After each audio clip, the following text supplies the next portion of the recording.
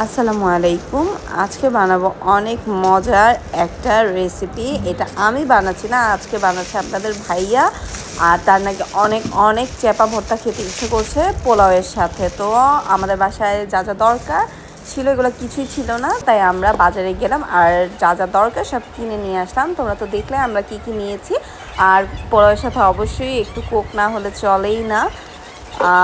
তো আমরা কি কি আনলাম তোমরা তো দেখলাই। চেপা নিয়ে আসছি, কাঁচামরিচ, এর সাথে নাগা মরিচ, যেটা আমার অনেক পছন্দ ভাতের সাথে খেতে, আর পেঁয়াজ, রসুন, কাঁচামরিচ, আর এটার সবচেয়ে স্পেশাল যেটা সেটা হচ্ছে লাউ পাতা। এটা ছাড়া এই রেসিপি একদমই চলবে না। আর একটা ভর্তা দিয়ে তো আর খাওয়া হবে না, তাই আমি এর সাথে আলু নিয়ে নিয়েছি, টমেটো নিয়ে নিয়েছি, যাতে আমি আলুর ভর্তা আর টমেটো ভর্তা করতে পারি। এছাড়াও আমি কাঁচামরিচ আর পেঁয়াজের ভর্তা করতে চেয়েছিলাম, আপনাদের ভাইয়া বলেছিল, কিন্তু শেষ মুহূর্তে খেতে বসে আমার খেয়াল হয়েছে যে আমি এটা করি নাই। No problem. এই তো আমার হাজব্যান্ড সব কিছু কাটাকুটি করে ফেলেছে আর আমি তাকে হেল্প করছিলাম, যাতে আমি লাউ পাতাটা মানে কেটে বেছে দিয়েছি আর শুধুমাত্র সে এটা বয়েল করে নিচ্ছে গরম পানিতে। আর এটার যদি তোমরা একটা প্রপার রেসিপি চাও আমাকে কিন্তু অবশ্যই কমেন্টস করে জানাতে হবে, না হলে কিন্তু আমি প্রপার রেসিপি তোমাদের সাথে শেয়ার করব না। কারণ আমি ইন্সপায়ার্ড হতে হবে, আমাকে ইন্সপায়ার্ড না হলে আমি কেন তোমাদেরকে ভিডিও শেয়ার করব, রাইট? ওকে, এই তো এখানে তোমাদের ভাইয়া সুন্দর করে হালকা পানিতে গরম করছিল, আর এদিকে আমার ছেলে বলছিল আমিও তোমাদেরকে হেল্প করতে চাই, তাই এই হাঁড়ির মধ্যে সে আলু দিয়ে দিচ্ছিল। এই তো, কারণ তাকে দিয়ে তো আর এর থেকে বেশি কোনো কঠিন কাজ করানো যাবে না। সে বলছিল যে আমি আলু কেটে দিয়ে আমি বলছি যে না, এটা তুমি পারবে না, যখন তোমার টাইম হবে ইনশাআল্লাহ তুমি এটা করবা।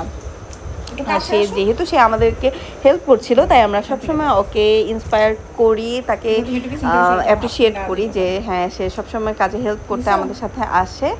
আর এদিকে আমাদের সব কিছু কিন্তু অলমোস্ট রেডি হয়ে গিয়েছে। এদিকে কিন্তু আপনার ভাইয়া চেপার যে মানে অরিজিনাল যে পুরটা, যেটা কিনা আমাদের পাতার মধ্যে যাবে, সেটা অলরেডি সে রেডি করে ফেলেছে। আর এই তো সিদ্ধ পাতাটা তার ইসের মধ্যে নিয়ে এলো, একটা পিঁড়ির মধ্যে নিয়ে নিয়েছে। এই তো পুরটা দিয়ে দিয়েছে। আর এই পুরটা আর এই শুটকি ভর্তাটা এত মজা হয়েছে, মানে জাস্ট ওয়াও। আর এটার অথেন্টিক রেসিপিটা যদি তোমরা জানতে চাও আমাকে কিন্তু অবশ্যই অবশ্যই কমেন্টস করে জানাতে হবে, তাহলেই কিন্তু আমি তোমাদের সাথে এই ভিডিওটা শেয়ার করব। আর এখানে হুজাইফার জন্য ওই দিন আমরা আলাদা করে ডিম ভুনা করেছিলাম, যেহেতু সে একদমই পছন্দ করে না শুটকি মাছ। আমরা তো ওকে সবসময় বলি যে তুমি যখন বড় হবা তখন দেখবে এটা যে কী মজা, তখন তোমার ড্যাডির মতো তুমি নিজেই বানাতে চলে আসবা।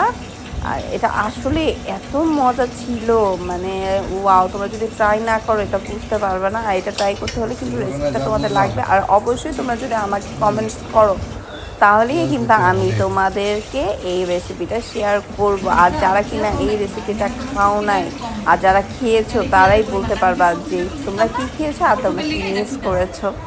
তো এই তো ব্লগটা এখানেই শেষ করে দিব আমি, সরি ব্লগ না, ছোট্ট একটা ভিডিও। আর ওখানে আমি টমেটো ভর্তা মাখাচ্ছিলাম। এই তো এটা মানে স্টিম হচ্ছে তেলের মধ্যে। ওকে, টাটা, বাই।